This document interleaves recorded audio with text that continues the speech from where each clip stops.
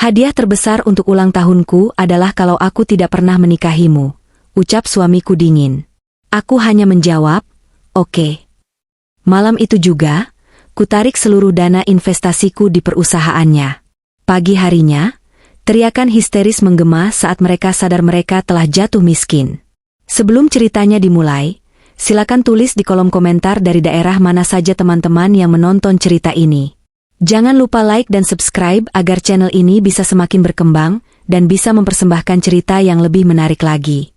Suara piring beradu dengan wastafel menjadi satu-satunya musik yang menemani pagi hariku. Air sabun membasahi tangan yang kulitnya mulai kasar ini. Aku menatap pantulan diriku di jendela kaca dapur. Wajah itu tampak lelah, tanpa riasan, dengan rambut yang hanya dicepol asal-asalan. Kaos oblong yang kupakai sudah sedikit memudar warnanya. Jauh berbeda dengan gaun-gaun glamor yang tergantung di lemari butik langganan ibu mertuaku. Di rumah megah berlantai 2 ini, statusku tertulis di atas kertas sebagai istri sah dari pemilik perusahaan teknologi yang sedang naik daun. Namun, dalam kenyataannya, posisiku tidak lebih tinggi dari asisten rumah tangga yang datang setiap pagi untuk menyapu halaman. "Heh, kamu melamun lagi?" Suara melengking itu membuyarkan lamunanku. Aku menoleh dan mendapati ibu mertuaku berdiri di ambang pintu dapur dengan tangan bersedekap. Tatapannya menelusuriku dari ujung kepala hingga ujung kaki dengan rasa jijik yang tidak ditutup-tutupi. "Maaf, Bu. Aku hanya sedang memastikan noda lemak di piring ini hilang," jawabku pelan sambil kembali menggosok piring keramik mahal itu. "Alasan saja," cibirnya sambil melangkah masuk, bunyi hak sandalnya beradu keras dengan lantai marmer. "Lihat jam berapa sekarang? Jam 10 pagi. Dan kamu masih berkutat di dapur? Nanti malam itu acara penting. Ulang tahun suamimu. Teman-teman sosialitaku akan datang, kolega bisnis suamimu yang terhormat juga akan hadir. Pastikan rumah ini bersih mengkilap. Jangan sampai ada debu sedikit pun yang menempel di guci antiku." "Iya, Bu. Semuanya sudah hampir selesai. Catering juga akan datang jam 2 siang untuk menata meja," jelasku mencoba sabar. Ibu mertuaku mendengus. Ia mengambil sebuah apel dari keranjang buah, menggigitnya, lalu membuangnya ke tempat sampah di depanku seolah apel itu busuk, padahal baru saja ia gigit sekali. "Ingat ya, nanti malam jangan bertingkah memalukan. Pakai baju yang pantas. Jangan pakai daster lusuhmu itu. Bikin malu saja." Aku heran kenapa anakku yang jenius dan tampan itu bisa terjebak menikah dengan wanita sepertimu. Tidak punya latar belakang keluarga kaya, tidak punya karir, cuma bisa menghabiskan nasi di rumah. Kata-kata itu sudah menjadi sarapanku setiap hari selama 5 tahun pernikahan kami. Dulu, di awal pernikahan, kalimat seperti itu mampu membuatku menangis semalaman di kamar mandi. Namun sekarang, hatiku sudah kebal. Ada perisai tak terlihat yang kubangun. Perisai yang terbuat dari sebuah rahasia besar yang tidak diketahui oleh siapapun di rumah ini, termasuk suamiku sendiri. Mereka menyebutku wanita tidak berguna. Wanita benalu yang hanya menumpang hidup pada kesuksesan suami. Yang mereka tidak tahu, kesuksesan yang mereka banggakan itu berdiri di atas pondasi uangku. Aku tersenyum tipis, sangat tipis hingga ibu mertuaku tidak menyadarinya. 3 tahun lalu, perusahaan rintisan suamiku, TechVision, berada di ambang kebangkrutan total. Investor lama kabur, utang menumpuk, dan mereka tidak bisa membayar gaji karyawan selama 3 bulan. Suamiku pulang dengan wajah kusut setiap hari, sering marah-marah tanpa sebab, dan membanting barang. Saat itulah, aku bergerak dalam bayangan. Menggunakan warisan dari mendiang kakekku yang merupakan pengusaha tambang, fakta yang sengaja kusembunyikan karena suamiku terlalu gengsi untuk menerima bantuan istrinya, aku mendirikan sebuah perusahaan cangkang di luar negeri. Melalui perantara pengacara kepercayaanku, aku menyuntikkan dana segar dalam jumlah yang fantastis ke perusahaan suamiku sebagai angel investor anonim. Dana itulah yang menyelamatkan TechVision. Dana itulah yang membuat suamiku bisa membeli mobil sport barunya, merenovasi rumah ini, dan memanjakan ibunya dengan tas-tas bermerek. Ironisnya, pemilik modal terbesar di perusahaan itu kini sedang disuruh menyikat lantai dapur.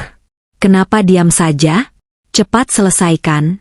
Suamiku mau datang sebentar lagi, dia tidak suka melihat dapur berantakan. Bentak ibu mertuaku lagi sebelum akhirnya berbalik pergi meninggalkan dapur. Aku menghela napas panjang, membilas tangan, dan mengeringkannya dengan lap. Pekerjaan rumah tangga ini sebenarnya tidak berat. Yang berat adalah menahan gejolak di dada setiap kali mereka merendahkanku.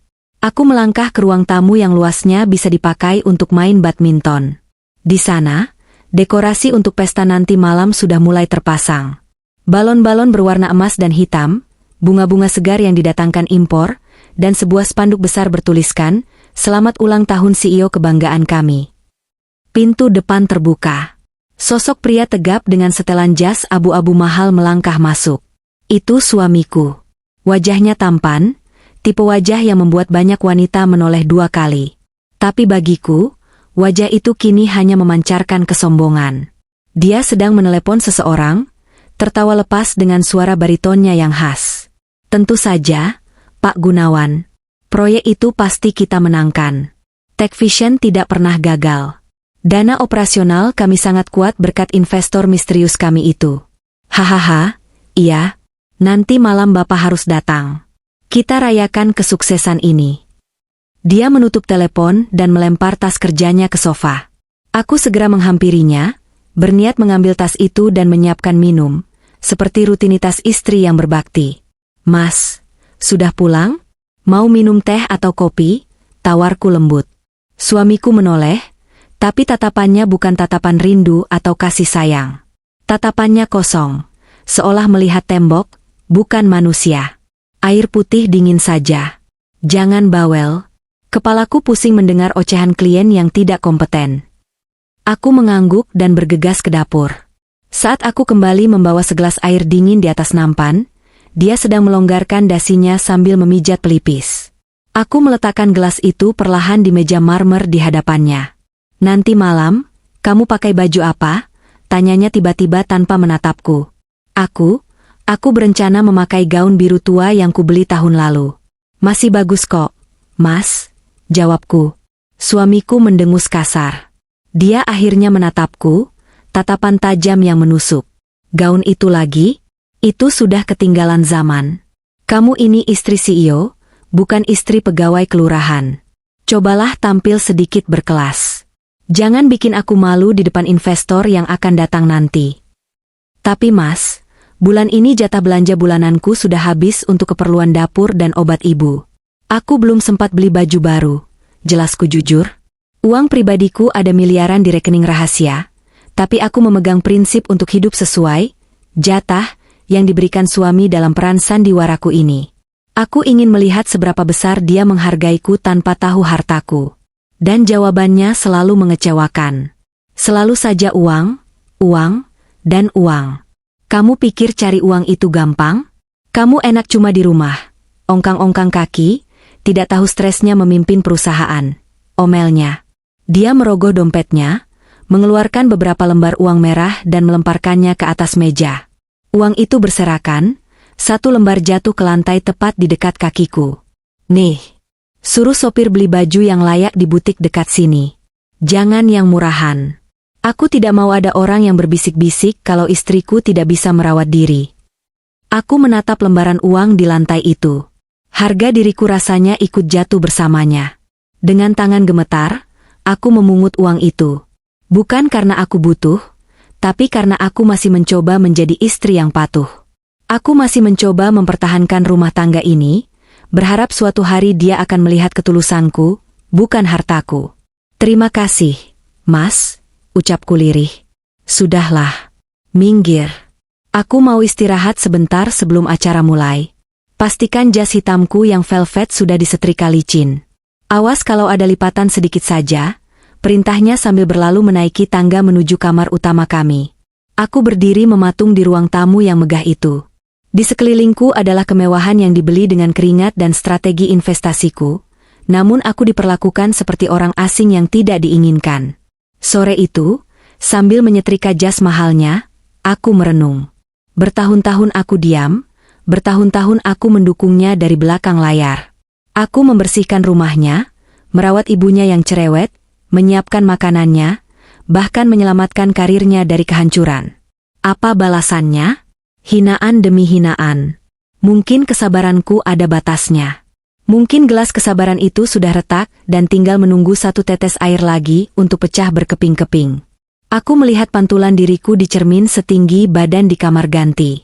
Wanita di cermin itu tampak menyedihkan. Tapi di balik mata yang lelah itu, ada kilatan api yang mulai menyala. Aku bukan wanita lemah. Aku adalah wanita yang bisa membolak-balikan nasib perusahaan suamiku hanya dengan satu panggilan telepon. Hari semakin sore. Langit mulai berubah warna menjadi jingga kemerahan. Di luar, vendor dekorasi sedang memasang lampu-lampu taman. Kesibukan semakin meningkat. Aku menyelesaikan setrikaan dan menggantung jas itu dengan hati-hati. Ini akan menjadi malam yang panjang.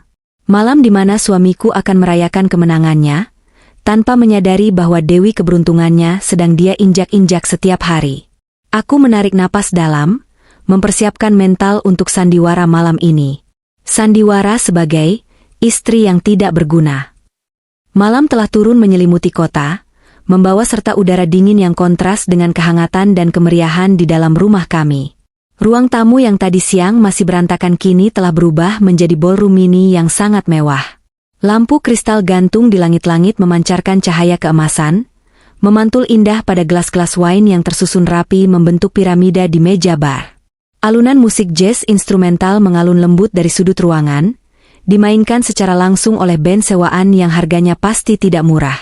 Tamu-tamu mulai berdatangan. Mobil-mobil mewah, Mercedes, BMW, hingga Alphard, berjajar memenuhi halaman depan hingga meluber ke bahu jalan. Para tamu wanita mengenakan gaun malam yang berkilauan, bersaing memamerkan perhiasan berlian yang melingkar di leher dan pergelangan tangan mereka. Aroma parfum mahal bercampur baur di udara, menciptakan wangi kemewahan yang menyesakkan. Aku berdiri di sudut ruangan, di dekat pintu penghubung antara ruang tamu dan ruang makan. Gaun yang akhirnya kubeli dengan uang lemparan suamiku tadi siang melekat pas di tubuhku. Warnanya navy, sederhana, tanpa banyak payet atau potongan yang rumit. Aku sengaja memilihnya agar tidak mencolok, namun tetap sopan. Di tengah lautan gaun desainer ternama, aku merasa seperti itik buruk rupa yang tersesat di pesta angsa. Suamiku berdiri di tengah ruangan, menjadi pusat gravitasi malam itu. Dia tampak sangat gagah dengan jas velvet hitam yang tadi kusetrika dengan penuh kehati-hatian. Rambutnya ditata rapi dengan pomade, wajahnya berseri-seri penuh percaya diri. Di sebelahnya, ibu mertuaku berdiri dengan dagu terangkat, mengenakan kebaya modern penuh bordir emas, tersenyum lebar menyambut pujian dari teman-temannya. "Wah, Pak Dirut semakin sukses saja ya," seru seorang pria botak yang kutahu adalah salah satu supplier utama perusahaan. "Saya dengar Tech Vision baru saja ekspansi ke 3 kota besar. Luar biasa." Suamiku tertawa renyah, suara tawanya memenuhi ruangan. "Ah, biasa saja, Pak.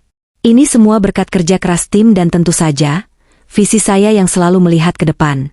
Kita tidak boleh berpuas diri, bukan? Tahun depan target saya adalah IPO. Kita akan melantai di bursa saham." Tepuk tangan riuh terdengar. Orang-orang berdecak kagum. "Hebat sekali. Ngomong-ngomong, saya dengar ada investor misterius di balik kebangkitan perusahaan Anda 3 tahun lalu? Siapa gerangan sosok itu?" "Pasti orang yang sangat visioner," tanya seorang wanita karir dengan gelas champagne di tangannya. Jantungku berdegup sedikit lebih kencang. Inilah topik yang selalu membuatku merasa geli sekaligus miris. Suamiku tersenyum penuh arti, seolah dia tahu segalanya, padahal dia sama butanya dengan yang lain. "Ah, soal itu. Beliau memang lebih suka bergerak di balik layar. Tapi yang jelas, beliau percaya pada kepemimpinan saya. Beliau tahu potensi saya, makanya berani menggelontorkan dana sebesar itu. Intinya, ini bukti bahwa saya memang layak dipercaya memegang modal besar." Aku menahan senyum sinis. "Bukan karena kepemimpinanmu, Mas. Tapi karena aku tidak tega melihatmu menangis di bahuku saat kamu nyaris bangkrut dulu, batinku." Tiba-tiba, mata suamiku menangkap sosokku yang berdiri di pojokan. Senyumnya sedikit memudar, digantikan tatapan yang menyeratkan perintah. "Sini, jangan diam saja seperti patung." Aku melangkah mendekat dengan ragu. Ketika aku sampai di sisinya, dia tidak merangkul pinggangku selayaknya suami yang bangga. Dia hanya menunjukku sekilas dengan dagunya. "Oh ya, Kenalkan, ini istri saya, ucapnya datar. Para tamu menatapku. Tatapan mereka bermacam-macam. Ada yang menilai, ada yang meremehkan, ada yang sekadar basa-basi. Halo, selamat malam, sapaku ramah sambil mengangguk. Wah, cantik sekali istrinya. Pasti sangat mendukung karir bapak ya? Tanya istri dari salah satu kolega. Sebelum aku sempat menjawab, suamiku sudah memotong dengan tawa yang dibuat-buat. Mendukung? Yah, kalau yang dimaksud mendukung itu menghabiskan waktu di rumah dan mengurus dapur, ya dia mendukung sekali. Istri saya ini orang rumahan, Bu. Tidak mengerti soal bisnis, saham, atau strategi pasar. Dunianya cuma seputar resep masakan dan sinetron. Gelak tawa pecah di lingkaran itu. Tawa yang merendahkan. Wajahku terasa panas. Dia baru saja mereduksiku menjadi objek lelucon di depan orang-orang yang status sosialnya, bahkan di bawahku jika dilihat dari jumlah aset pribadiku. Ibu mertuaku ikut menimpali. Iya, menantu saya ini memang beruntung sekali bisa mendapatkan anak saya. Kalau tidak, mungkin dia masih tinggal di desa. Aku mengepalkan tangan di samping gaunku, kuku-kukuku menancap ke telapak tangan untuk menahan emosi. Sabar, ini hari ulang tahunnya. Jangan rusak suasana, mantra itu kuulang berkali-kali dalam hati. Acara berlanjut ke sesi pemotongan kue dan pembukaan kado. Sebuah kue tart bertingkat 3 didorong masuk. Suamiku meniup lilin diiringi tepuk tangan meriah. Setelah itu, tibalah saatnya para tamu memberikan hadiah. Hadiah-hadiah itu luar biasa. Ada yang memberikan jam tangan Rolex, ada yang memberikan lukisan mahal, ada yang memberikan set golf edisi terbatas. Suamiku menerima semuanya dengan mata berbinar-binar, mengucapkan terima kasih dengan antusias. Nah, sekarang, mana kado dari istri tercinta? Celetuk salah satu teman suamiku, mungkin bermaksud menggoda. Semua mata tertuju padaku. Suasana menjadi hening sejenak. Aku menarik napas panjang, lalu melangkah maju. Dari tas kecilku, aku mengeluarkan sebuah kotak bludru kecil. Kotak itu tidak terlihat mewah, tapi isinya sangat bermakna.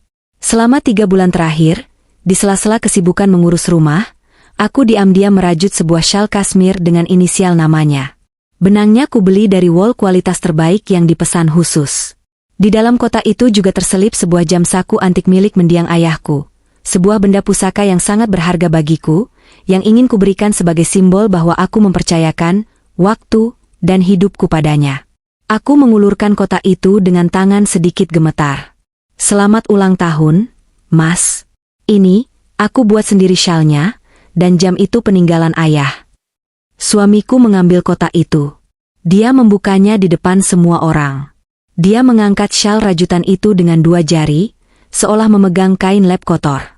Dia melihat jam saku tua yang sedikit berkarat di bagian rantainya karena usia. Hening. Lalu, suamiku tertawa.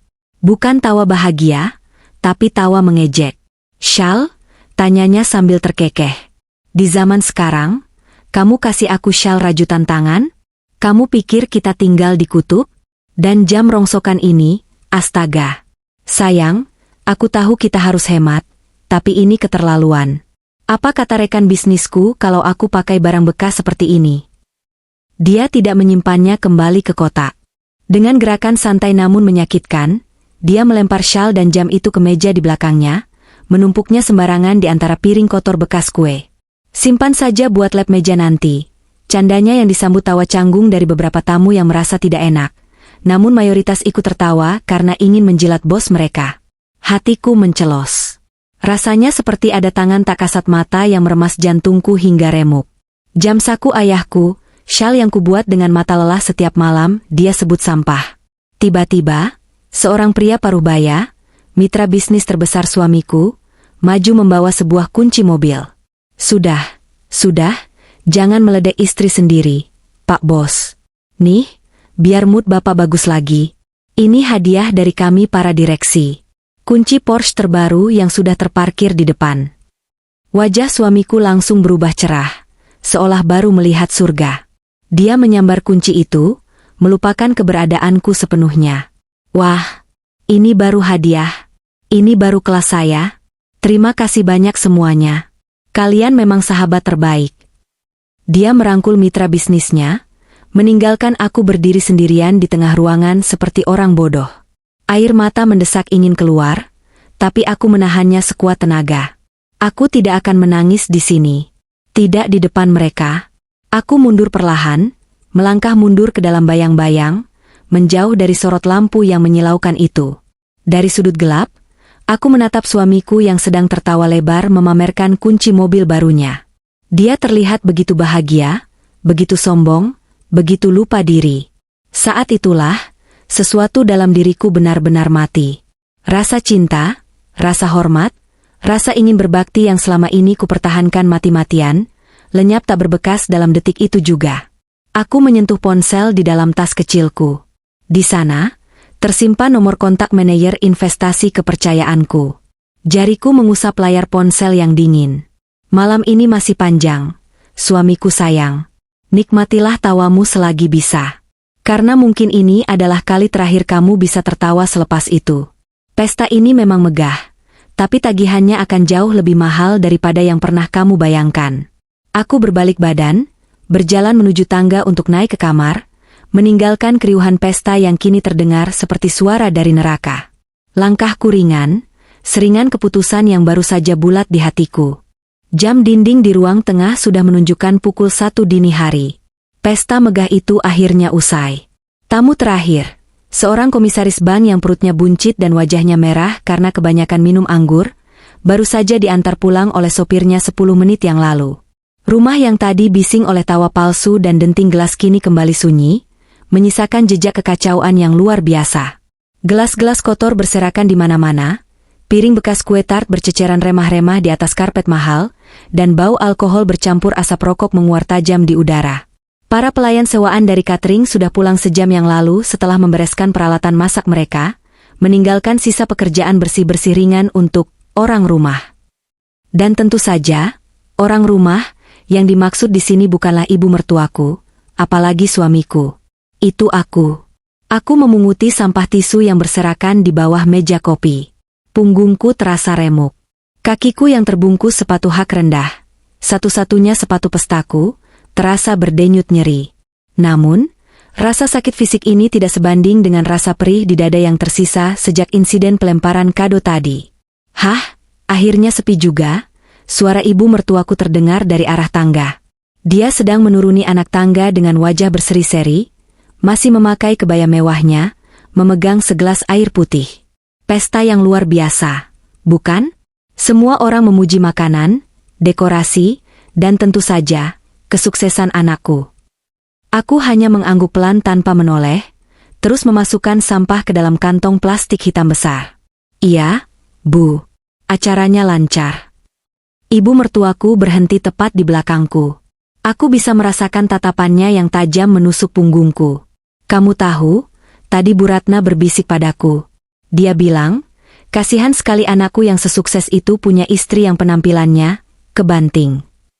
Kamu tadi berdiri di pojokan seperti patung selamat datang. Memalukan. Harusnya kamu bisa lebih luas, berbaur, bukannya malah diam saja. Aku menghentikan gerakanku, mencengkeram erat plastik sampah di tanganku. Aku sudah mencoba menyapa mereka, Bu.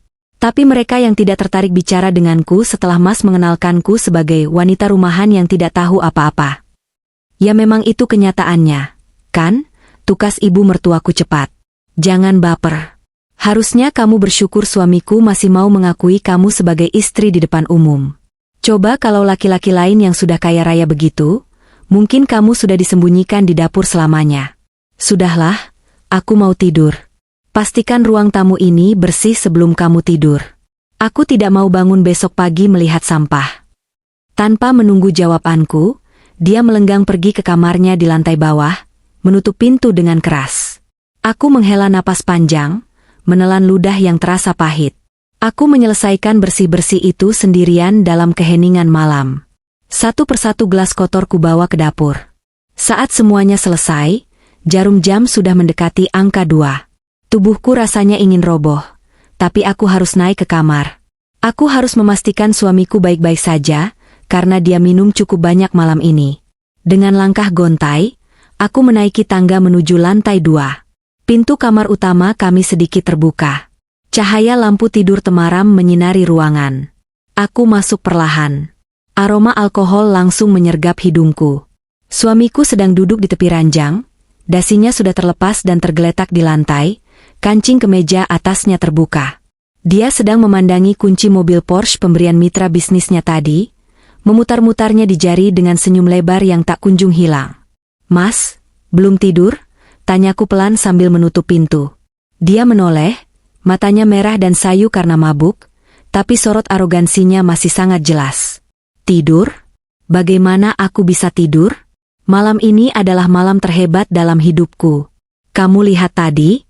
Semua orang menyanjungku. Semua orang butuh aku. Tech Vision akan menguasai pasar," serunya dengan suara yang sedikit diseret. Aku berjalan mendekat, duduk di kursi rias yang berhadapan dengan ranjang. Aku menatapnya lamat-lamat. Pria ini, pria yang dulu kucintai karena semangat juangnya saat dia belum punya apa-apa, kini telah berubah menjadi monster yang diciptakan oleh uangku sendiri. "Selamat ya, Mas. Aku ikut senang kalau kamu bahagia," ucapku datar. Suamiku mendengus, meletakkan kunci mobil itu di meja nakas dengan kasar. "Kamu? Ikut senang? Jangan munafik. Kamu pasti iri, kan? Kamu pasti merasa minder melihat teman-temanku yang istrinya cantik-cantik, pintar, dan berkelas. Sementara kamu, cuma bisa bikin rajutan jelek itu." Dia menunjuk ke sudut kamar. Di sana, di atas tumpukan baju kotor, tergeletak syal rajutan dan jam saku ayahku yang tadi dia bawa naik hanya untuk dilempar lagi. Hatiku berdesir nyeri melihat benda peninggalan ayahku diperlakukan seperti sampah. "Mas," suaraku bergetar sedikit, tapi aku menekannya agar tetap terdengar tenang. "Ada satu pertanyaan yang sudah lama mengganjal di hatiku. Pertanyaan yang akan menentukan nasib kami, nasibnya, malam ini juga. Ini adalah kesempatan terakhir. Jika dia menjawab dengan sedikit saja kerendahan hati, mungkin hanya mungkin, aku akan menunda rencanaku." "Mas, aku mau tanya serius," kataku sambil menatap matanya dalam-dalam. "Di balik semua kemewahan ini, mobil baru, sanjungan orang-orang, sebenarnya, apa yang paling kamu inginkan untuk ulang tahunmu? Apa harapan terbesarmu yang sesungguhnya?" Suamiku terdiam sejenak. Dia tampak berpikir, atau mungkin otaknya yang setengah sadar sedang memproses pertanyaan itu. Dia menatapku, lalu tertawa kecil. Tawa yang dingin dan menusuk tulang. Dia bangkit dari duduknya, berjalan sempoyongan mendekatiku, lalu mencondongkan wajahnya tepat di depan wajahku. Bau alkohol menguar kuat dari mulutnya. "Kamu tanya apa yang aku inginkan?" bisiknya dengan nada mengejek. "Kamu benar-benar mau tahu?" "Iya," jawabku tegas. Dia menegakkan tubuhnya, lalu menatapku dengan pandangan penuh penyesalan, bukan penyesalan atas kesalahannya, tapi penyesalan atas keberadaanku. "Dengar baik-baik," ucapnya lantang, setiap kata diucapkannya dengan penekanan yang menyakitkan. "Hadiah terbesar untuk ulang tahunku adalah kalau aku tidak pernah menikahi wanita miskin dan tidak berguna sepertimu. Aku menyesal menikahimu." Dunia seakan berhenti berputar detik itu juga. Kalimat itu bukan sekadar hinaan biasa. Itu adalah pengakuan jujur dari alam bawah sadarnya yang paling dalam.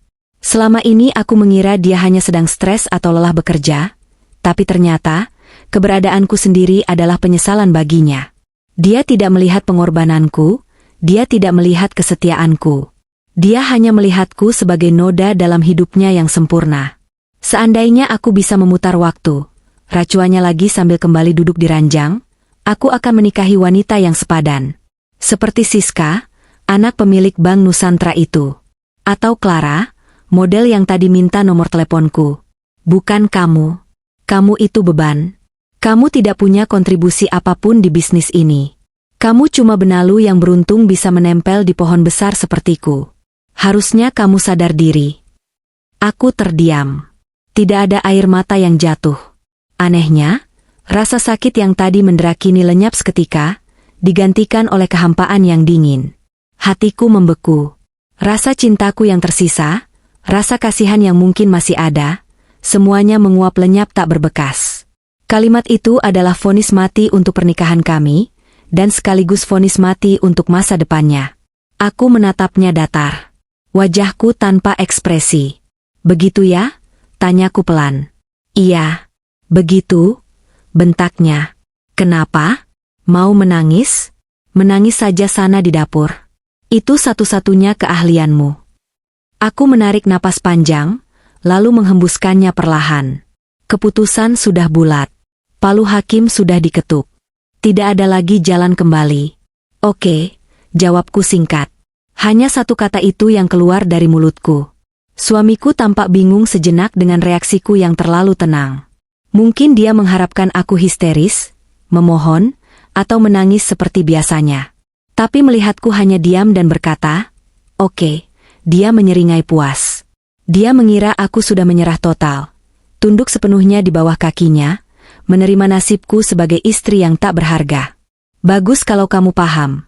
Gumamnya sambil merebahkan tubuh ke kasur, menarik selimut sutra menutupi tubuhnya. Sekarang matikan lampu. Aku mau tidur. Besok aku mau coba mobil baruku. Jangan bangunkan aku pagi-pagi. Dalam hitungan menit, dengkuran halus mulai terdengar. Dia tertidur lelap, dibuai mimpi indah tentang kekayaan dan kekuasaan yang dia pikir adalah miliknya abadi. Dia tidur dengan tenang, tanpa tahu bahwa wanita, tidak berguna, yang baru saja dia hina sedang berdiri tegak di tengah kegelapan kamar. Menatapnya seperti malaikat pencabut nyawa yang siap mencabut segala kenikmatan duniawi darinya. Tidur yang nyenyak. "Mas," bisikku sangat pelan, nyaris tak terdengar. "Nikmati mimpi indahmu yang terakhir. Karena saat kamu bangun nanti, realitasmu akan jauh lebih buruk daripada mimpi buruk manapun." Aku tidak tidur. Bagaimana bisa aku tidur saat adrenalin memompa begitu deras di dalam darahku? Aku menunggu hingga jam 3 pagi, memastikan suamiku benar-benar tenggelam dalam tidur mabuknya. Suara dengkurannya kini terdengar ritmis memenuhi kamar yang gelap itu. Dengan gerakan tanpa suara, aku melangkah keluar kamar. Bukan ke dapur, bukan ke kamar mandi, tapi menuju ruang kerja pribadi suamiku yang jarang dia kunci. Atau lebih tepatnya, dia tidak pernah menguncinya karena dia pikir aku terlalu bodoh untuk mengerti apapun yang ada di dalamnya. Dia salah besar. Aku masuk ke ruang kerja itu, menyalakan lampu meja kecil di sudut ruangan, dan mengeluarkan laptop pribadiku yang selama ini kusembunyikan di laci paling bawah lemari pakaian. Sebuah MacBook Pro edisi terbaru yang jauh lebih canggih dari laptop kantor suamiku. Selama ini aku hanya menggunakannya saat dia tidak ada di rumah, untuk memantau portofolio investasiku yang tersebar di berbagai sektor. Properti, saham blue chip, dan tentu saja, porsi terbesar ada di TechVision, perusahaan suamiku. Aku membuka laptop. Cahaya layar menyinari wajahku yang dingin tanpa ekspresi.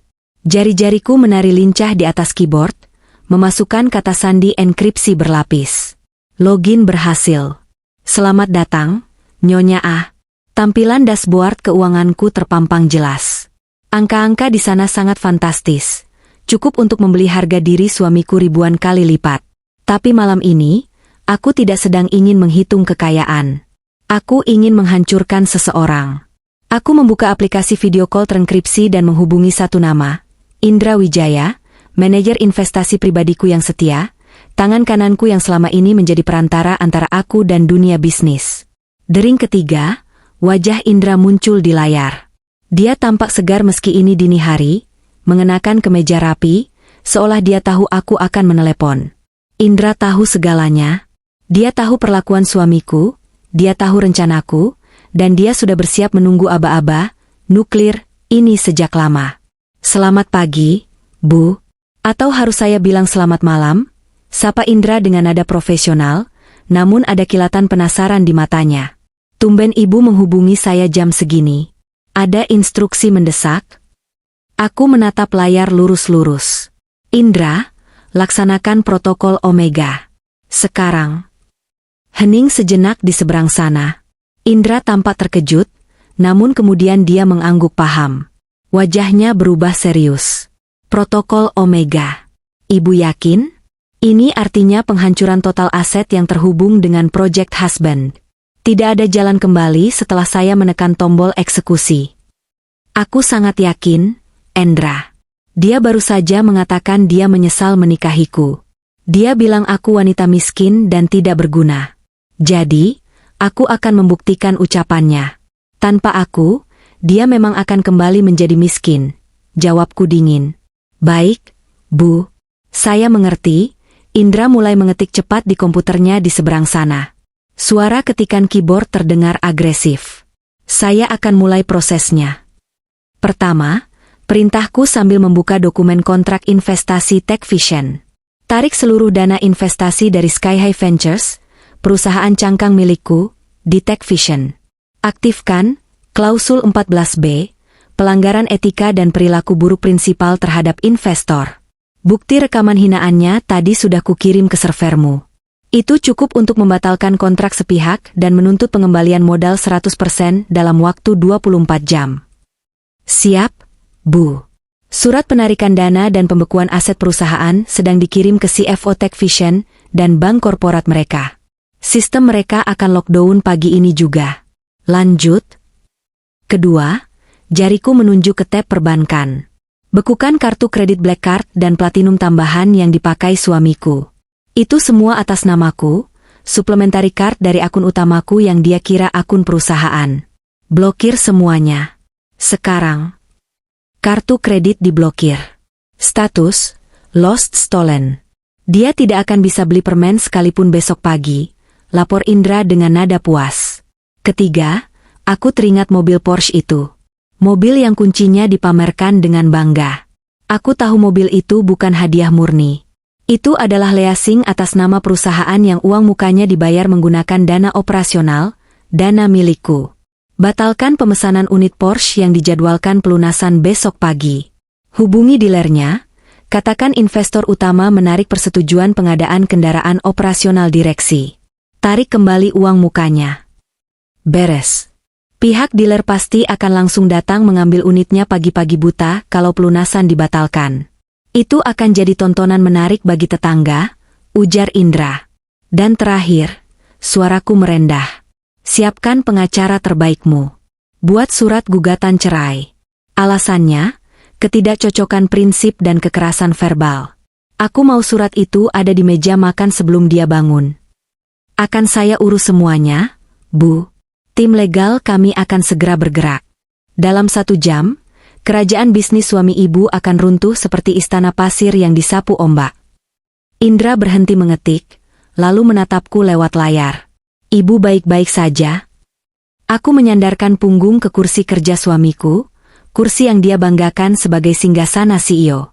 Rasanya nyaman sekali duduk di sini mengetahui bahwa sebentar lagi kursi ini akan disita oleh debt collector.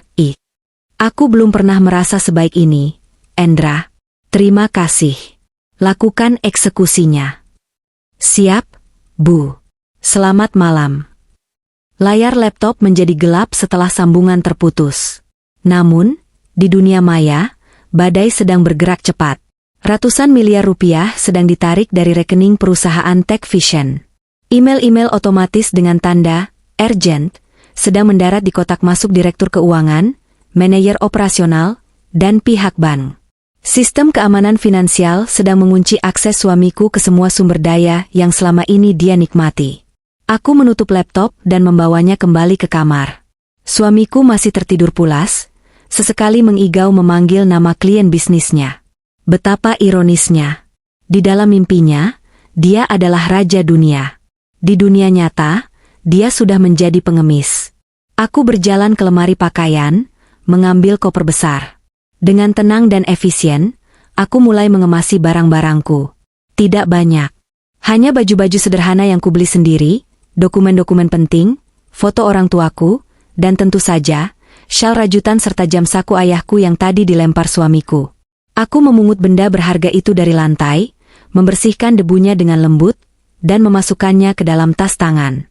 Gaun-gaun pesta pemberian ibu mertua yang dia beli dengan uang suamiku, yang sebenarnya uangku, kutinggalkan begitu saja. Perhiasan yang pernah diberikan suamiku sebagai formalitas ulang tahun, kutinggalkan di atas meja rias. Aku tidak butuh apapun yang berbau dia. Pukul 5 pagi. Langit di luar jendela mulai menampakkan semburat ungu kebiruan. Matahari akan segera terbit. Hari baru akan dimulai. Bagi sebagian orang, matahari terbit membawa harapan. Bagi suamiku, matahari terbit nanti akan membawa neraka. Aku mandi, berpakaian rapi, celana bahan hitam dan kemeja putih yang elegan, pakaian kerjaku yang sesungguhnya yang selama ini tak pernah kulihatkan padanya. Aku memoles sedikit riasan di wajahku, menutupi lingkar hitam di bawah mata, membuatku terlihat segar dan berwibawa. Sebelum keluar kamar, aku melepaskan cincin kawin emas putih dari jari manisku. Cincin yang sudah melingkar selama 5 tahun, cincin yang menjadi saksi bisu betapa bodohnya aku bertahan selama ini. Aku meletakkannya tepat di samping kunci Porsche di atas meja nakas, bersama selembar kertas memo yang kutulis dengan tulisan tangan tegak bersambung. Hadiahmu sudah kukabulkan. Selamat menikmati hidup tanpa wanita miskin dan tidak berguna ini. Aku memandang wajah suamiku untuk yang terakhir kalinya. Tidak ada rasa rindu. Hanya rasa kasihan yang ganjil. Kasihan pada kesombongan yang akan segera hancur lebur. Aku menyeret koperku keluar kamar, menuruni tangga tanpa menoleh lagi. Di depan rumah, sebuah mobil sedan hitam mewah, jemputan dari Indra, sudah menunggu. Sopir berseragam turun dan membukakan pintu untukku, membungkuk hormat. Perlakuan yang sangat kontras dengan suamiku yang bahkan tidak mau membukakan pintu minimarket untukku. Aku masuk ke dalam mobil. Mesin menderu halus.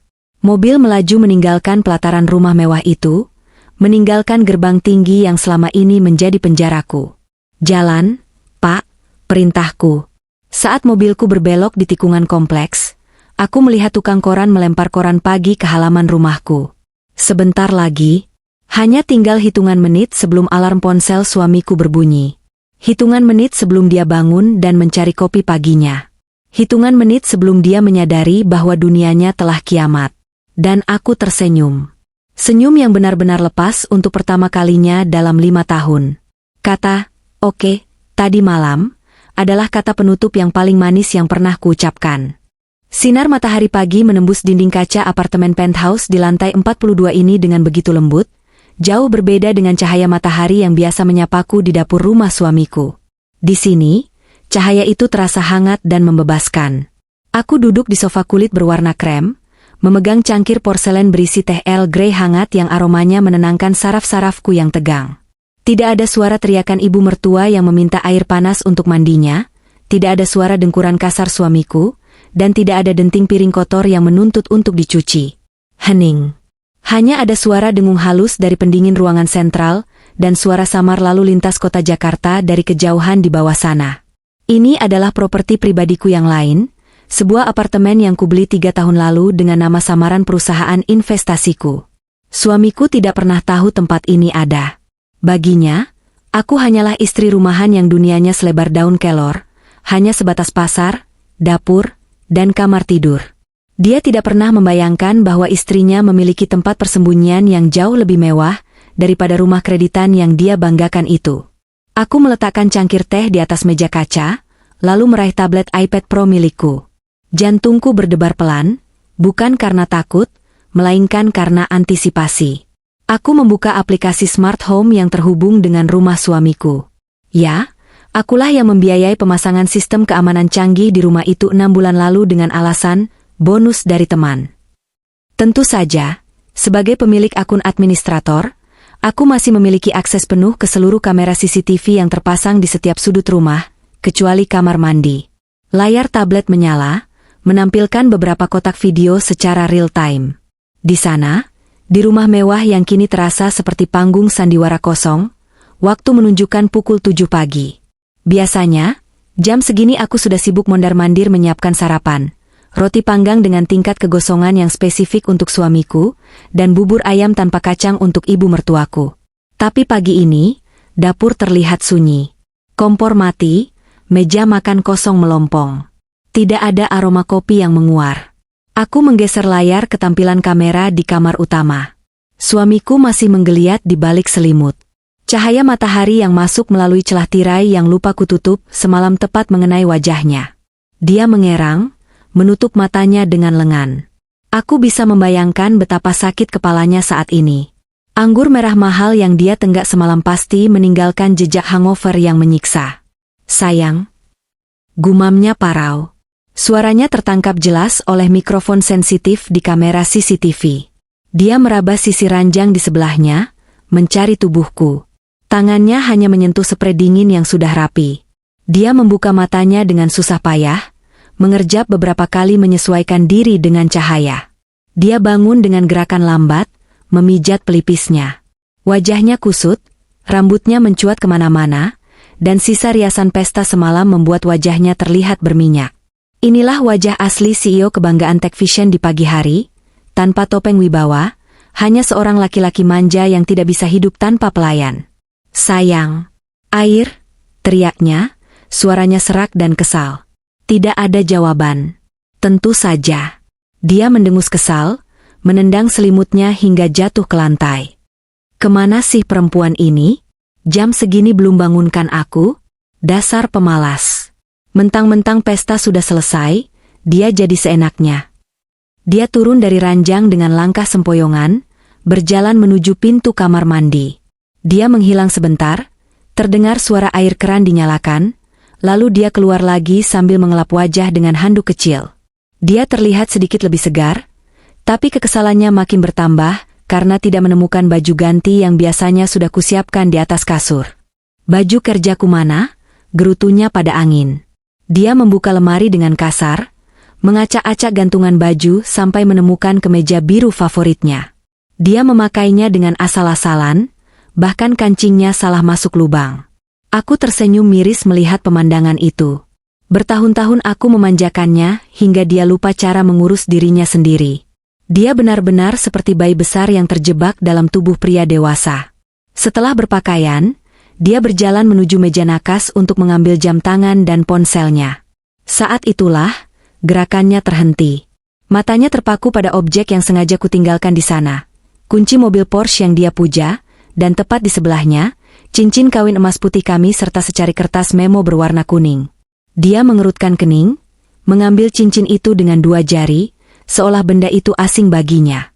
Dia membolak-baliknya, lalu melemparnya kembali ke meja dengan acuh tak acuh. Kemudian dia mengambil kertas memo itu. Aku menahan napas, menunggu reaksinya saat membaca tulisan tanganku. Hadiahmu sudah kukabulkan. Selamat menikmati hidup tanpa wanita miskin dan tidak berguna ini. Dia membaca pesan itu. Sekali. Dua kali. Lalu, dia tertawa. Tawanya pendek dan meremehkan. Dia meremas kertas itu menjadi bola kecil dan melemparnya ke tempat sampah di sudut kamar.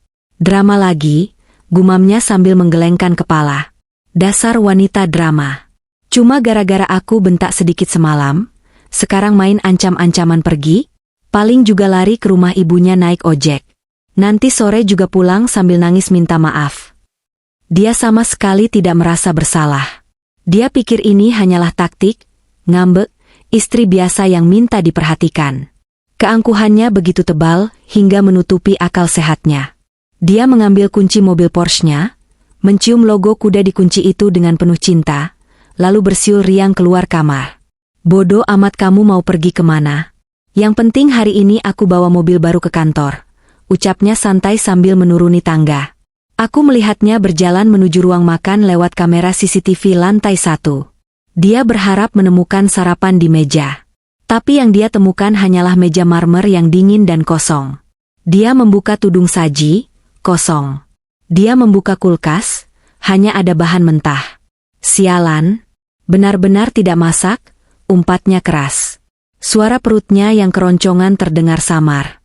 Bu, ibu, teriaknya memanggil ibunya. Pintu kamar tamu di lantai bawah terbuka. Ibu mertuaku keluar dengan wajah bengkak bangun tidur, masih memakai das tersutra. Ada apa sih teriak-teriak pagi buta? Kepalaku masih pusing bekas wine semalam, keluh ibunya. Istriku mana, Bu? Dia tidak masak, tidak ada di kamar, bajunya juga tidak ada. Tanya suamiku dengan nada menuduh, seolah ibunya menyembunyikanku. Mana ibu tahu? Paling ke pasar. Atau dia lagi merajuk di taman belakang. Tadi malam kan kamu agak keras sama dia. Jawab ibunya santai, lalu duduk di kursi makan. Sudahlah, pesan makanan online saja. Atau kita sarapan di hotel bintang 5 dekat kantor kamu. Sekalian kamu pamer mobil barumu itu. Mata suamiku langsung berbinar mendengar kata, mobil baru. Kekesalannya karena tidak ada sarapan langsung lenyap. Ide bagus, Bu. Ayo siap-siap. Kita sarapan mewah. Biarkan saja perempuan itu. Nanti kalau dia pulang dan lihat rumah kosong, dia bakal bingung sendiri. Biar dia tahu rasa kalau kita tidak butuh dia. Betul itu. Kita harus kasih pelajaran sedikit biar tidak manja. Mentang-mentang sudah jadi nyonya CEO, kerjanya malah malas-malasan. Timpal ibu mertuaku setuju. Mereka berdua tertawa, tawa yang penuh kesombongan dan kebodohan. Mereka tidak sadar bahwa badai sedang berkumpul tepat di atas atap rumah mereka. Mereka tidak tahu bahwa saat mereka tertawa, di seberang kota, Indra dan tim pengacaranya sudah menekan tombol "kirim" pada ratusan email pembekuan aset. Aku menutup mata sejenak, meresapi momen ketenangan terakhir ini. Ini adalah ketenangan sebelum badai yang sesungguhnya. Ketenangan yang menipu. Seperti air laut yang surut drastis sebelum tsunami menghantam daratan. Di layar tablet, aku melihat suamiku berjalan keluar menuju pintu utama dengan langkah gagah. Dia memutar kunci pintu, membuka akses menuju dunia luar yang dia pikir masih miliknya. Dia melangkah ke teras, menghirup udara pagi, dan menatap ke arah carport di mana seharusnya mobil Porsche impiannya terparkir manis menunggu tuannya. Inilah saatnya. Layar tabletku berkedip. Satu notifikasi masuk dari Indra, eksekusi dimulai. Selamat menonton, Bu. Aku menegakkan dudukku. Teh di cangkirku sudah dingin, tapi darahku justru mendidih penuh semangat. Pertunjukan utama akan segera dimulai. Kamera CCTV outdoor yang terpasang di atas garasi memberikan sudut pandang yang sempurna. Aku bisa melihat ekspresi wajah suamiku dengan jelas dalam resolusi 4K. Senyum lebar yang tadinya menghiasi wajahnya saat melangkah keluar pintu perlahan memudar, digantikan oleh kerutan bingung di dahinya. Dia berdiri mematung di teras. Matanya menyapu area carport yang kosong melompong. Di sana, di tempat yang seharusnya terparkir mobil Porsche kuning mentereng yang kuncinya sedang dia genggam erat, tidak ada apa-apa selain lantai keramik yang kosong. Bahkan jejak bannya pun tidak ada. Mobil itu lenyap. Loh? Mobilnya mana? Gumamnya. Dia menekan tombol unlock di kunci mobil berkali-kali. Beep-beep. Tidak ada respon. Tidak ada lampu mobil yang menyala. Mungkin sopir memarkirnya di garasi dalam. Dia mencoba berpikir positif, lalu berlari kecil menuju garasi tertutup. Dia membuka pintu garasi. Kosong. Hanya ada mobil lama kami, SUV keluarga yang sudah waktunya ganti oli. Kepanikan mulai merambat di wajahnya. Maling? Gila. Masa ada maling berani masuk kompleks elit begini? Satpam ngapain saja? Tepat saat dia hendak berteriak memanggil satpam, sebuah truk derek besar dengan logo dealer mobil mewah berhenti tepat di depan pagar rumah. Seorang pria berseragam biru turun, membawa sebuah papan jalan. Pria itu tampak tidak ramah. Suamiku bergegas menghampiri pagar. Hei, apa-apaan ini? Mana mobil saya? Kalian bawa kemana mobil saya? Bentaknya pada petugas itu. Selamat pagi, Pak. Kami diperintahkan untuk menarik unit tersebut karena pembatalan sepihak dari pihak penjamin dana. Jawab petugas itu datar, tanpa rasa takut sedikit pun pada bentakan suamiku. Pembatalan? Apa maksudmu? Itu mobil hadiah. Sudah lunas. Suamiku berteriak, wajahnya mulai memerah. Maaf, Pak. Di data kami, statusnya adalah leasing perusahaan dengan penjamin dana atas nama Sky High Ventures. Tadi pagi pukul 5 WIB, penjamin dana menarik seluruh down payment dan membatalkan purchase order. Jadi unitnya sudah kami amankan kembali ke gudang sebelum diantar ke sini. Mulut suamiku menganga. Sky High Ventures? Itu investor saya. Tidak mungkin mereka membatalkan hadiah untuk CEO-nya sendiri. Pasti ada kesalahan sistem. Saya akan telepon mereka. Dia merogoh saku celananya dengan tangan gemetar, mengeluarkan ponsel pintarnya yang canggih.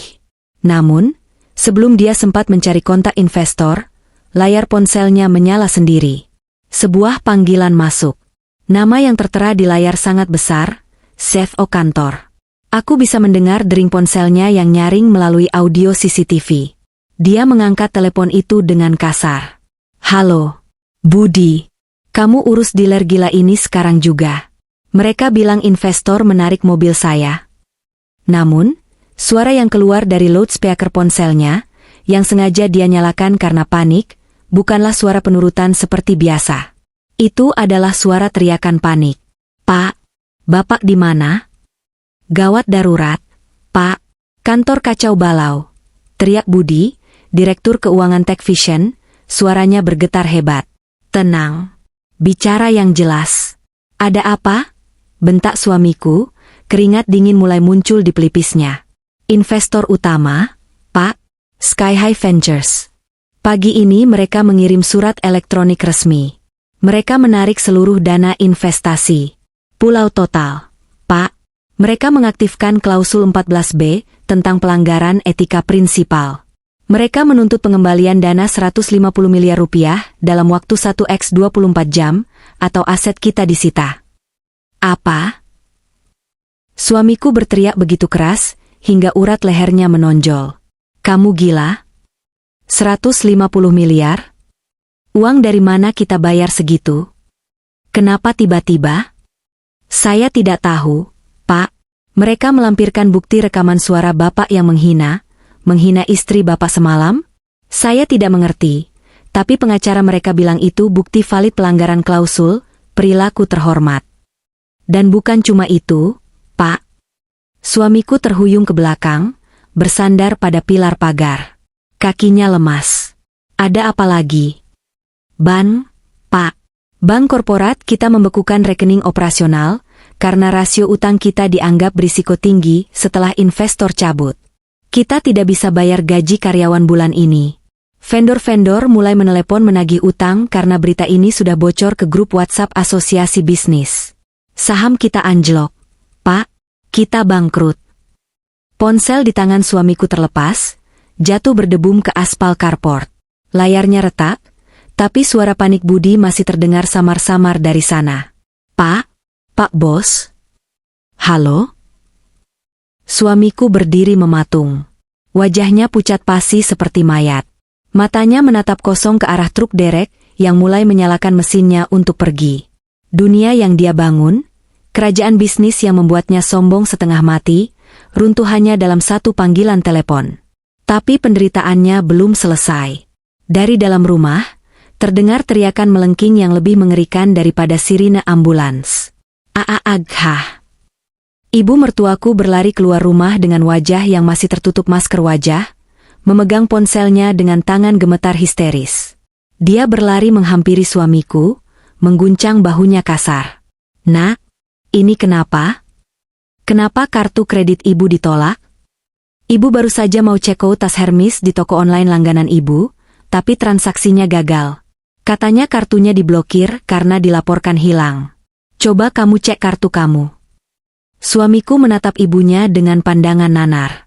Otaknya masih berusaha mencerna informasi dari CFO-nya tadi. "Kartu?" "Iya, kartu kredit tambahan yang kamu kasih ke ibu. Yang limitnya tanpa batas itu. Semuanya mati. Kartu platinum, kartu black, semuanya mati. Kamu lupa bayar tagihannya?" Ibu mertuaku menjerit, memukul dada anaknya karena panik tidak bisa belanja. Suamiku merogoh dompetnya dengan tangan gemetar. Dia mengeluarkan tumpukan kartu kredit berwarna hitam dan perak yang selama ini menjadi simbol statusnya. Semuanya adalah kartu tambahan. Kartu yang sumber dananya berasal dari rekening pribadiku. Saat itulah, potongan-potongan puzzle di kepalanya mulai menyatu. Sky High Ventures. Investor misterius. Dana yang ditarik karena penghinaan terhadap istri. Kartu kredit yang diblokir. Mobil yang ditarik. Dan ucapan terakhirnya semalam, "Hadiah terbesar untuk ulang tahunku adalah kalau aku tidak pernah menikahi wanita miskin dan tidak berguna sepertimu." Dia menoleh cepat ke arah garasi. Matanya mencari-cari sesuatu. Dia tidak mencari mobil lagi. Dia mencari kebenaran. Pikirannya melayang pada kejanggalan-kejanggalan selama ini. Bagaimana perusahaannya tiba-tiba dapat dana saat dia nyaris bangkrut. Bagaimana istrinya selalu tenang soal uang meski dia beri nafkah pas-pasan. Tidak mungkin. Desisnya. Suaranya bergetar hebat. Tidak mungkin dia. Dia memungut ponselnya yang retak dari aspal. Dia mengabaikan panggilan Budi yang masih tersambung. Dia membuka aplikasi mobile banking pribadinya. Dia mencoba login. Akses ditolak. Rekening dibekukan oleh otoritas terkait. Arg! Dia berteriak frustrasi, membanting ponselnya lagi hingga hancur berkeping-keping. Ada apa ini, nak? Jawab ibu. Kenapa kita jadi begini? Kita miskin? Ibu mertuaku mulai menangis histeris, merosot duduk di lantai carport, tidak peduli lagi pada gengsinya. Suamiku menjambak rambutnya sendiri. Dia berputar-putar seperti orang gila di halaman rumah. Dia perempuan itu, dia bukan wanita miskin, Bu. Dia investornya. Dia yang punya uangnya. Astaga, bodohnya aku. Bodoh. Dia berlari masuk kembali ke dalam rumah, menaiki tangga 2 langkah sekaligus, nafasnya memburu. Melalui kamera CCTV kamar, aku melihatnya menerobos masuk ke kamar, mengais-ngais tempat sampah di mana dia tadi membuang kertas memo itu. Dia menemukan kertas lusuh itu. Dia membukanya lagi dengan tangan gemetar. Membacanya sekali lagi. Selamat menikmati hidup tanpa wanita miskin dan tidak berguna ini. Kata-kata itu kini terasa seperti pisau yang menguliti harga dirinya. Dia jatuh berlutut di lantai kamar. Bahunya terguncang hebat. Bukan karena sedih kehilangan istri, tapi karena sadar dia baru saja membuang satu-satunya sumber kehidupan mewahnya. Dia menyadari bahwa tanpa wanita tidak berguna, itu, dia hanyalah cangkang kosong. Aku melihatnya menangis. Dia meraung memanggil namaku. Sayang, maafkan aku. Sayang, pulanglah. Aku bercanda. Itu cuma bercanda, teriaknya pada dinding kamar yang bisu. Di apartemenku yang sunyi dan nyaman, aku menutup aplikasi smart home di tabletku. Layar menjadi gelap. Pertunjukan babak pertama sudah selesai. Teriakan histeris mereka adalah musik pembuka yang indah untuk hari pertamaku sebagai wanita lajang yang merdeka. Aku berdiri, berjalan menuju jendela besar, dan menatap langit Jakarta yang cerah. Terlambat, Mas, bisikku pada kaca jendela. Air matamu tidak laku lagi di sini. Aku meraih tas kerjaku. Hari ini aku punya jadwal rapat dengan pengacara untuk memastikan proses perceraian berjalan secepat kilat, dan memastikan sisa-sisa aset suamiku disita sampai ke akar-akarnya. Permainan belum selesai. Ini baru permulaan dari akhir hidupnya. 3 hari telah berlalu sejak badai menghantam kehidupan suamiku. 3 hari yang bagiku terasa seperti liburan di surga, namun baginya pasti terasa seperti simulasi neraka. Selama 3 hari itu, ponselku yang lama, nomor yang dia tahu, sengaja kumatikan. Aku mengisolasi diri di apartemen, mengurus perpindahan aset, dan membiarkan dia memasak dirinya sendiri dalam panci kepanikan. Hari ini, aku memutuskan untuk muncul ke permukaan. Bukan untuk kembali padanya, melainkan untuk menyelesaikan administrasi terakhir. Tanda tangan surat cerai dan pengambil alihan aset jaminan. Aku tidak menemuinya di rumah yang kini mungkin sudah gelap gulita karena listrik dicabut, melainkan di kantor pusat Sky High Ventures, perusahaan investasiku yang asli. Aku duduk di kursi kebesaranku, di balik meja kayu mahoni yang kokoh, menatap pemandangan kota Jakarta dari lantai 50. Pintu ruanganku diketuk pelan. Sekretarisku, Nina, masuk dengan wajah sedikit ragu. Bu, ada seseorang yang memaksa ingin bertemu. Dia mengaku sebagai suami ibu. Kondisinya agak berantakan, tapi dia terus berteriak memanggil nama ibu di lobi. Satpam hampir menyeretnya keluar, tapi saya ingat instruksi ibu untuk membiarkannya masuk jika dia datang. Aku tersenyum tipis, memutar kursiku menghadap Nina. Biarkan dia masuk, Nin. Jangan lupa siapkan tisu. Mungkin akan ada drama air mata. Nina mengangguk dan keluar. Beberapa saat kemudian, pintu terbuka lagi. Sosok itu masuk. Atau lebih tepatnya, terhuyung masuk. Aku nyaris tidak mengenalinya. Pria yang berdiri di ambang pintu itu, jauh berbeda dengan pria sombong berjas velvet yang melempar syal buatanku 3 malam lalu. Wajahnya kusut, matanya cekung dengan lingkaran hitam yang parah, rambutnya acak-acakan, dan kemeja yang dipakainya tampak kucel, seolah sudah dipakai 3 hari berturut-turut. Bau keringat dan keputusasaan menguar dari tubuhnya, menodai aroma aromaterapi lavender di ruanganku. Dia terpaku di pintu, matanya menyapu sekeliling ruangan kantorku yang mewah. Dia melihat penghargaan bisnis di dinding, melihat furnitur desainer, dan akhirnya matanya mendarat padaku. Aku mengenakan setelan blazer putih gading yang elegan, rambutku tergerai rapi, dan wajahku dipoles make-up profesional. Aku terlihat seperti wanita penguasa, bukan istri upik abu yang biasa dia suruh-suruh. Sayang. Suaranya parau, nyaris hilang. Aku tidak menjawab, hanya menatapnya datar sambil memainkan pena mahal di jariku. Dia melangkah maju dengan gemetar, kakinya lemas seolah tulang-tulangnya dicabut. Dia jatuh berlutut tepat di depan meja kerjaku. Adegan ini begitu ironis. Dulu, aku yang sering berlutut membukakan sepatunya sepulang kerja. Sekarang, dia berlutut mengemis padaku. Sayang, tolong aku, maafkan aku. Isaknya mulai pecah. Aku salah. Aku benar-benar bodoh. Tolong hentikan semua ini. Perusahaanku hancur. Karyawan demo di depan kantor. Ban menyita rumah. Ibu kena serangan jantung ringan karena shock. Kami tidak punya apa-apa lagi. Listrik rumah sudah diputus pagi ini. Aku masih diam, membiarkannya menumpahkan semua penderitaannya. Kenapa kamu tegas sekali? Tanyanya di sela tangis. Kita suami istri. 5 tahun kita bersama. Kenapa kamu menghancurkan aku sampai begini cuma gara-gara ucapan mabukku? Cuma, tanyaku dingin. Satu kata itu membuat tangisnya terhenti sejenak. Aku berdiri, berjalan perlahan mengitari meja dan berdiri di hadapannya, namun menjaga jarak aman. Aku menatap puncak kepalanya dengan tatapan menghakimi. Mas, kamu bilang itu, cuma, ucapan mabuk? Tidak, Mas. Orang mabuk itu jujur. Alkohol hanya melepaskan rem di lidahmu. Apa yang kamu katakan malam itu adalah isi hatimu yang sebenarnya. Kamu bilang kamu menyesal menikahiku. Kamu bilang aku wanita miskin dan tidak berguna. Itu tidak benar. Aku cinta kamu. Bantahnya cepat, mencoba meraih tanganku, tapi aku melangkah mundur. Jangan sentuh aku, desisku tajam. Kamu tidak mencintaiku. Kamu mencintai kenyamanan yang kuberikan. Kamu mencintai egomu yang merasa hebat, karena bisa menginjak-injak istrimu. Kamu merasa sukses, merasa seperti raja, padahal tahta yang kamu duduki itu aku yang bangun. Aku mengambil sebuah map merah dari atas meja, dan melemparkannya ke hadapannya. Map itu terbuka, memperlihatkan dokumen-dokumen transfer dana selama 3 tahun terakhir.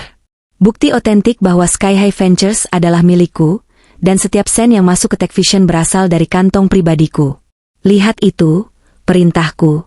Dia mengambil dokumen itu dengan tangan gemetar.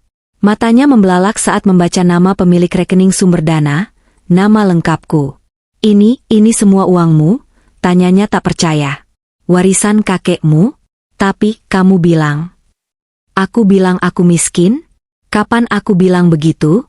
Kamu yang berasumsi aku miskin karena aku hidup sederhana. Kamu yang menyimpulkan aku tidak punya apa-apa karena aku tidak suka pamer. Dan kamu, dengan segala kesombonganmu, tidak pernah sekalipun bertanya atau peduli tentang latar belakangku. Yang kamu tahu hanya menyuruhku mencuci piring dan melayani ibumu. Suamiku menunduk dalam, air matanya menetes membasahi kertas-kertas bernilai miliaran itu. Dia akhirnya menyadari betapa fatal kesalahannya. Dia telah membuang berlian demi memungut batu kali, hanya karena batu kali itu terlihat mengkilap di permukaan. Aku bisa berubah, ucapnya lirih, mencoba strategi terakhir. Beri aku kesempatan kedua. Aku akan jadi suami yang baik. Aku akan menghormatimu. Kita bisa bangun lagi perusahaan itu bersama-sama. Dengan modalmu dan keahlianku. Aku tertawa. Tawa yang kering dan tanpa emosi. Keahlianmu?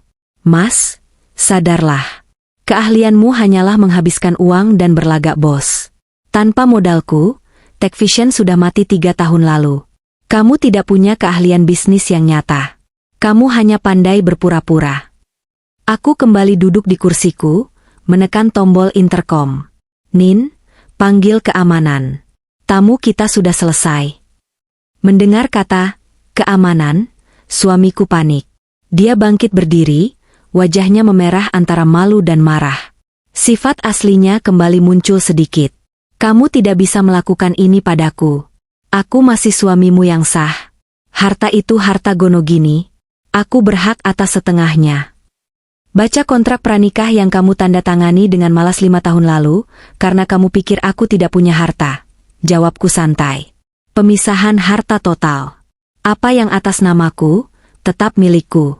Apa yang atas namamu, oh tunggu, kamu tidak punya apa-apa atas namamu, kan? Semua aset perusahaan atas nama PT, dan PT itu berutang padaku. 2 orang petugas keamanan bertubuh kekar masuk ke ruangan. Mereka memegang lengan suamiku di kiri dan kanan. Suamiku memberontak, tapi tenaganya yang sudah habis karena stres tidak sebanding dengan mereka. Saat diseret keluar, dia menatapku dengan tatapan yang sulit diartikan, campuran antara kebencian, penyesalan, dan ketakutan akan masa depan. Tunggu. Jangan begini. Aku harus tinggal di mana? Ibu harus makan apa? Teriaknya histeris. Aku menatapnya lurus tepat di manik matanya untuk terakhir kali. Kamu bilang hadiah terbesarmu adalah tidak pernah menikahi wanita miskin sepertiku. Jadi, aku mengabulkannya. Mulai detik ini, anggap saja kita tidak pernah menikah. Aku pergi membawa semua, uang tidak berguna, milikku. Sekarang kamu bebas. Mas, kamu bebas mencari wanita kaya raya yang mau menampung pria bangkrut sepertimu. Semoga beruntung. Pintu tertutup, memotong teriakan putus asanya. Ruangan kembali hening. Aku menghela napas panjang, merasakan beban berat terangkat dari pundakku. Rasa bersalah yang sempat kutakutkan akan muncul, ternyata tidak ada sama sekali. Yang ada hanyalah rasa lega yang luar biasa. Seperti baru saja sembuh dari penyakit kronis yang menyiksa selama bertahun-tahun. Aku mengambil ponselku, menelepon pengacaraku. Pak, dia sudah tanda tangan suratnya. Sudah, Bu. Tadi pagi di lobi sebelum naik ke ruangan Ibu, dia sudah tanda tangan di bawah tekanan tim kami dengan imbalan kami tidak mempidanakan kasus penggelapan dana kecil yang dia lakukan. Akta cerai akan keluar secepatnya. Bagus. Terima kasih.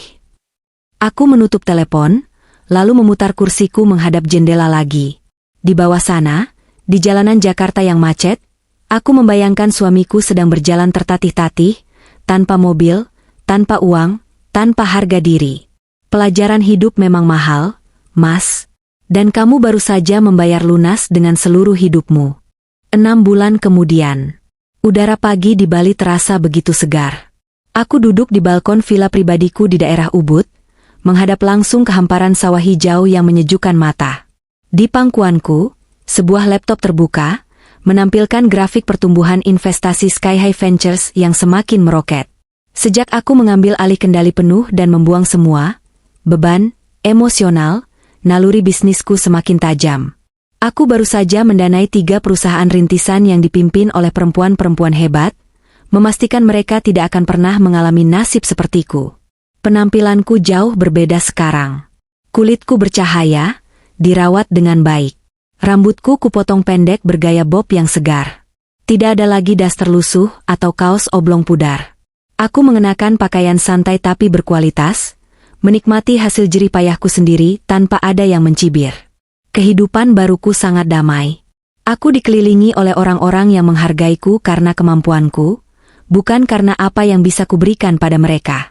Tidak ada lagi drama, tidak ada lagi bentakan. Hanya ada ketenangan dan kebebasan finansial yang mutlak. Aku bahkan sudah mulai membuka hati untuk berteman dengan komunitas pengusaha di sini, menemukan kembali tawa yang sempat hilang selama 5 tahun pernikahanku.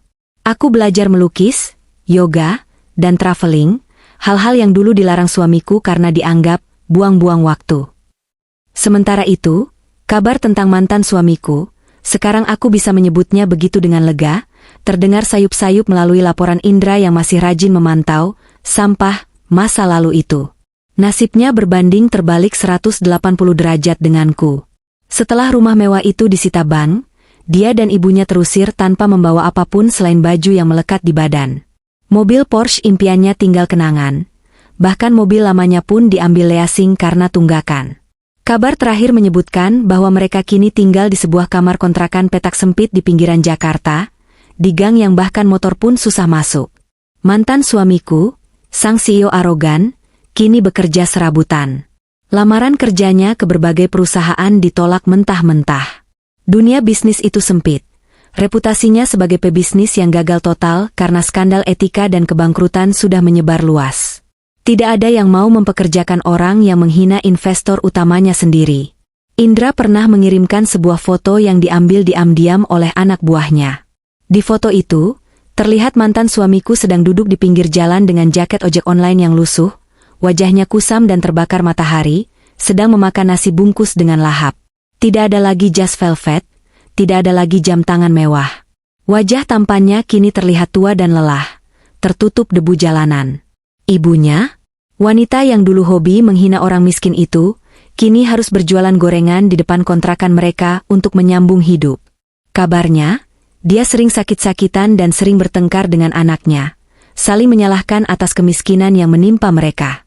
Mereka hidup dalam lingkaran setan penyesalan dan penderitaan, dikejar-kejar oleh penagih utang pinjaman online yang mereka gunakan untuk menutupi gaya hidup yang masih belum bisa mereka lepaskan sepenuhnya. Terkadang, aku bertanya-tanya apakah aku terlalu kejam. Tapi kemudian aku teringat malam itu. Teringat tatapan jijiknya saat melempar kado buatanku. Teringat kalimatnya, hadiah terbesar untuk ulang tahunku adalah kalau aku tidak pernah menikahi wanita miskin dan tidak berguna sepertimu. Tidak, aku tidak kejam. Aku hanya adil. Aku memberikan apa yang dia minta. Dia tidak ingin istri miskin, dan sekarang dia tidak punya istri sama sekali. Dia ingin hidup tanpa wanita, tidak berguna. Dan sekarang dia benar-benar hidup sendiri tanpa bantuan siapapun. Tuhan itu maha adil, dan karma adalah kurir yang tidak pernah salah alamat.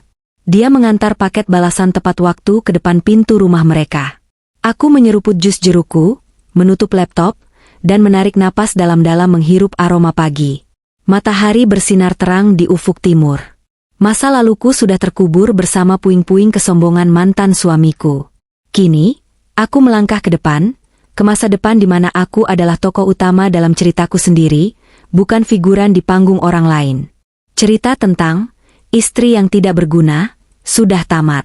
Kini, cerita tentang wanita yang tak terhentikan baru saja dimulai.